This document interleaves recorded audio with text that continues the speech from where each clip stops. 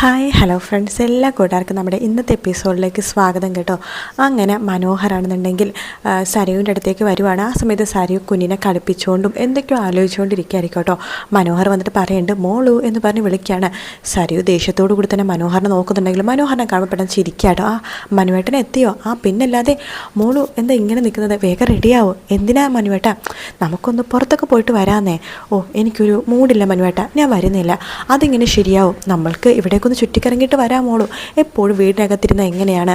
ദേ നമുക്കൊന്ന് പുറത്ത് പോയിട്ട് വരാം. അപ്പോൾ കുഞ്ഞ് അമ്മയുടെ കൂടെ നിൽക്കട്ടെ. നോക്ക്, ഇനിയിപ്പോൾ കുറച്ച് നേരം കൂടിയല്ലേ അവർക്ക് നമ്മുടെ കുഞ്ഞിനെ നോക്കാൻ പറ്റുള്ളൂ. അത് കഴിയുമ്പോഴേക്കും അമ്മമ്മക്ക് കുഞ്ഞിനെ കാണാൻ പറ്റില്ലല്ലോ ഒരു മാസത്തേക്ക്. അതുകൊണ്ട് കുഞ്ഞിനെ അവർ നോക്കട്ടെ എന്ന് പറയാണ്. എന്താ മോളു ആലോചിക്കണത്? ഒന്നുമില്ല മനുവേട്ടാ. ഓ അമ്മേനെക്കുറിച്ച് ആലോചിച്ചിട്ടുള്ള വിഷമമായിരിക്കും അല്ലേ? സാരമില്ല മോളു, എന്ത് പറയാനാ? മോളുടെ അച്ഛനൊരു വൃത്തികെട്ടവനായിപ്പോയി. ഇതുപോലത്തെ ഒരു ചതിയനെ ഞാൻ എൻ്റെ ജീവിതത്തിൽ കണ്ടിട്ടില്ല. രണ്ട് പെണ്ണുങ്ങളുടെ ജീവിതം അയാൾ തകർത്തത്. ഒന്ന് മോളുടെ അമ്മയുടെ ജീവിതം, പിന്നെ ദേ മോളുടെ വളർത്തമ്മയുടെ ജീവിതം. പണത്തിന് വേണ്ടി മാത്രം ജീവിക്കുന്ന ഒരു സാധന മോളുടെ അച്ഛൻ എന്ന് പറയുമ്പോഴേക്കും സരയു മനസ്സിൽ വിചാരിക്കുകയാണ്, അതേടാ ഞാൻ കണ്ടതിൽ ഏറ്റവും വലിയ ചതിയ നീയാടാ.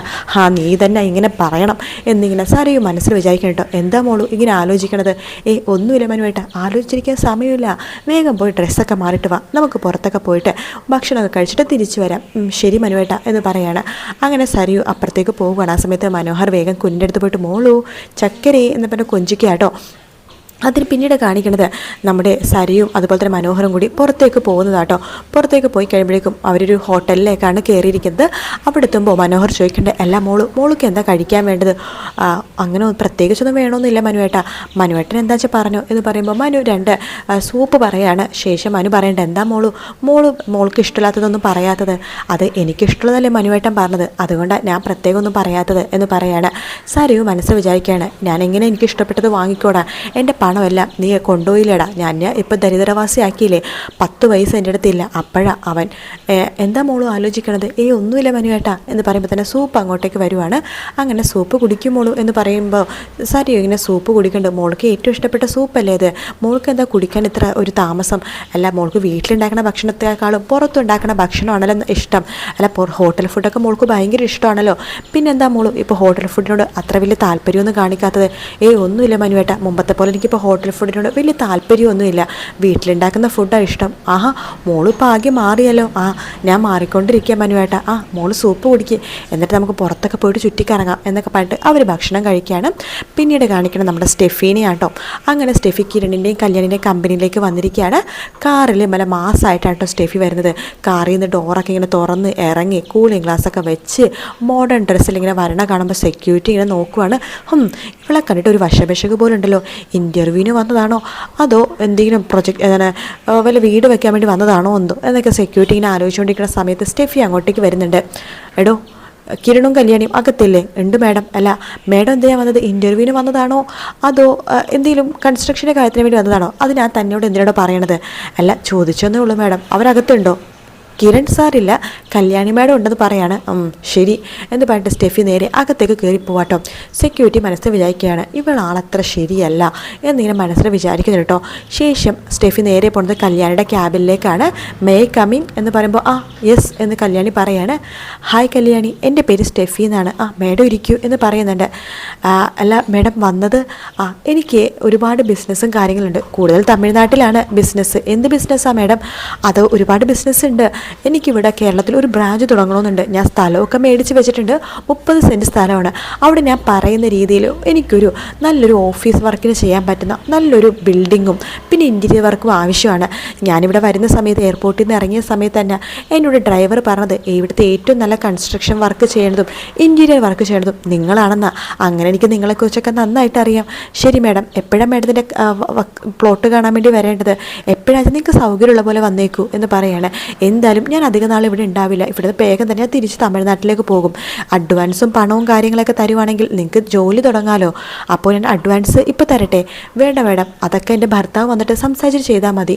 പിന്നെ ഞങ്ങൾ പ്ലോട്ട് ആദ്യം കാണട്ടെ. ആ വർക്ക് ഏറ്റെടുക്കാൻ പറ്റുമെങ്കിൽ മാത്രം ഞങ്ങൾ ഈ പൈസ മേടിക്കുള്ളൂ.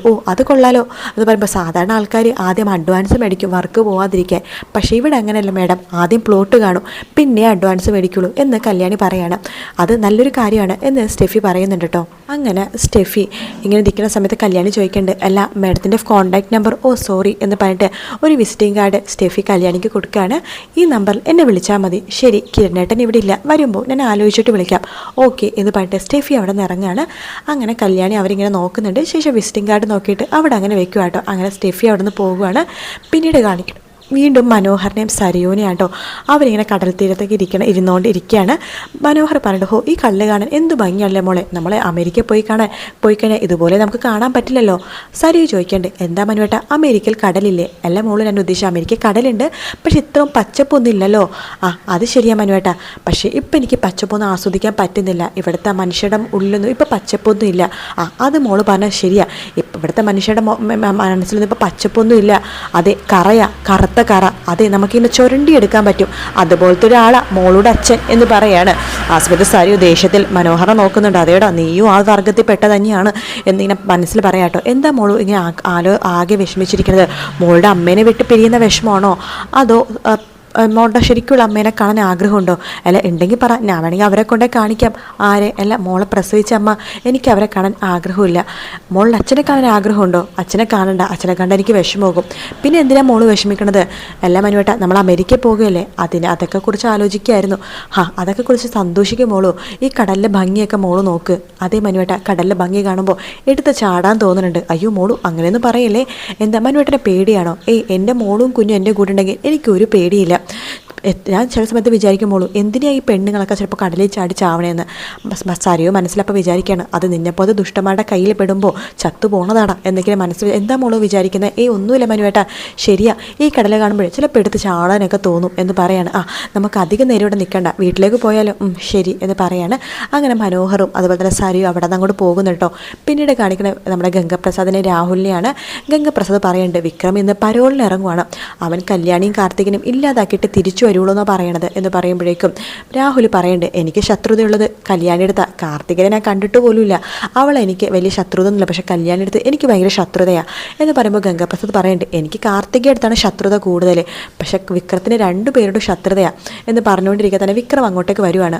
ഭാഗ്യവാൻ പോകുവാണല്ലേ? അതെ, പോയിട്ട് ഞാൻ കല്യാണിനെ കാർത്തികനൊക്കെ ഇല്ലാതാക്കിക്കൊണ്ട് തിരിച്ചു വരും എന്ന് പറയുമ്പോൾ രാഹുൽ പറഞ്ഞിട്ടാ, നിൻ്റെ അച്ഛനെ നീ കണ്ണടച്ച് വിശ്വസിക്കരുത് കേട്ടോ. എൻ്റെ അങ്കിളെ ഞാൻ അങ്ങനെ കണ്ണടച്ച് വിശ്വസിക്കുന്നില്ല. പിന്നെ അയാളുടെ പെരുമാറ്റം ഞാൻ കാര്യങ്ങളൊക്കെ നോക്കട്ടെ. പിന്നെ അങ്കിള് പറഞ്ഞല്ലോ, അങ്കിളെ എൻ്റെ അച്ഛൻ എന്ന് പറഞ്ഞ ആൾ ചതിച്ചു എന്ന്, അതിനെ നമുക്ക് തെളിവൊന്നും ഇല്ലല്ലോ അങ്കിളെ. അതും ശരിയാണ്. എന്തായാലും ഞാൻ അയാളുടെ പെരുമാറ്റമൊക്കെ നോക്കിയിട്ട് അയാളെ കൂടെ നിർത്തും അങ്കിളെ. അഥവാ അയാളിപ്പോൾ മക്കളെ വെറുക്കുന്ന അച്ഛൻ തന്നെയാണെന്നുണ്ടെങ്കിലേ അയാളെ വെച്ച് എനിക്ക് കാര്യങ്ങളൊക്കെ കഴിക്കാമല്ലോ എന്ന് പറയണമെങ്കിൽ ശരി അങ്കിളെ, ശരി ചേട്ടാ എന്നൊക്കെ പറഞ്ഞിട്ട് അവിടുത്തെ ടാറ്റയൊക്കെ പറഞ്ഞിട്ട് നമ്മുടെ അവിടുന്ന് വിക്രം അവിടെ നിന്ന് പോകുക കേട്ടോ. വിക്രം പുറത്തിറങ്ങുമ്പോൾ തന്നെ പ്രകാശൻ വിക്രത്തിനെയും കാത്ത് അവിടെ നിൽക്കുന്നുണ്ട്. പ്രകാശൻ വിക്രത്തെ നോക്കുവാണ്. നിങ്ങളെന്തിനാണ് ഇങ്ങനെ നോക്കുന്നത്? അല്ല, ജയിലിൽ കിടന്നിട്ട് നിനക്ക് ക്ഷീണമൊന്നുമില്ല, അതിന് ക്ഷീണിക്കാൻ വേണ്ടിയിട്ടല്ലല്ലോ ഞാൻ ജയിലിൽ പോയത് എന്ന് വിക്രം പറയാണ്. നീ എന്തിനാണ് ഇങ്ങനെ ചൂടാവണത്? നോക്ക്, ഞാൻ നിൻ്റെ പഴയ അച്ഛൻ തന്നെയാണ്, നിന്നെ സ്നേഹിക്കുന്ന, ഒരുപാട് സ്നേഹിക്കുന്ന അച്ഛൻ. അങ്ങനെയാണെങ്കിൽ നിങ്ങൾക്ക് കൊള്ളാം. അല്ലാതെ ആ കിളവീനെ പോലെ, അമ്മുമ്മ എന്ന് പറഞ്ഞാൽ കിളവീനെ പോലെ സ്വഭാവം മാറെങ്കിലേ നിങ്ങളെ ഞാൻ വെച്ച് പൊറപ്പിക്കില്ല എന്ന് പറയാണ്. എടാ മക്കളെ, എനിക്ക് അങ്ങനെയൊന്നും ഇല്ലടാ, ഞാൻ നിന്നെ മാത്രമേ സ്നേഹിക്കുന്നുള്ളൂ, നീ വണ്ടിയിൽ കയറ് എന്ന് പറയാണ്. അങ്ങനെ ഓട്ടോയിലേക്ക് നമ്മുടെ വിക്രത്തിനെ കയറ്റിയാണ് പ്രകാശൻ. ശേഷം അവർ പോണത് രാഹുൽ നിൽക്കുന്നിടത്താണ് കേട്ടോ. പ്രകാശൻ ഓട്ടോ പൈസ കൊടുക്കുമ്പോൾ വിക്രം ചോദിക്കണ്ട, നിങ്ങൾക്ക് ഓട്ടോ പൈസ കൊടുക്കാനുള്ള പൈസയൊക്കെ ഉണ്ടോ? അതെ, ഇപ്പം കല്യാണിയും കാർത്തികയൊക്കെ എന്നെ ഒരുപാട് സ്നേഹിക്കുന്നുണ്ടല്ലോ, അതുകൊണ്ട് അവർ കുറച്ച് പൈസയൊക്കെ തരും, അതുകൊണ്ട് ഞാൻ റോൾ ചെയ്ത് പോവാടാ എന്ന് പറയാണ്. ശരി എന്ന് പറഞ്ഞിട്ട് വിക്രം അകത്ത് കയറി പോവാണ്. പ്രകാശൻ മനസ്സിൽ വിചാരിക്കണം, ഈശ്വര എൻ്റെ പെമ്മക്കളെ ഇവനൊന്നും ചെയ്യരുതേ എന്നൊക്കെ വിചാരിക്കുന്ന ഭാഗത്തോടെ ആട്ടോ എപ്പിസോഡ് തീരുന്നത്. എന്തായാലും പ്രകാശൻ തന്നെയാണ് വിക്രത്തിൻ്റെ അന്തകൻ എന്നുള്ള കാര്യത്തിൽ ഒരു സംശയവുമില്ല. വീഡിയോ ഇഷ്ടപ്പെടുകയാണെങ്കിൽ ലൈക്ക് ചെയ്യാനും സബ്സ്ക്രൈബ് ചെയ്യാനും കമൻറ്റ് ചെയ്യാനും മറക്കല്ലേ. മറ്റൊരു വീഡിയോ ആയിട്ട് കാണാം. Take care, bye bye.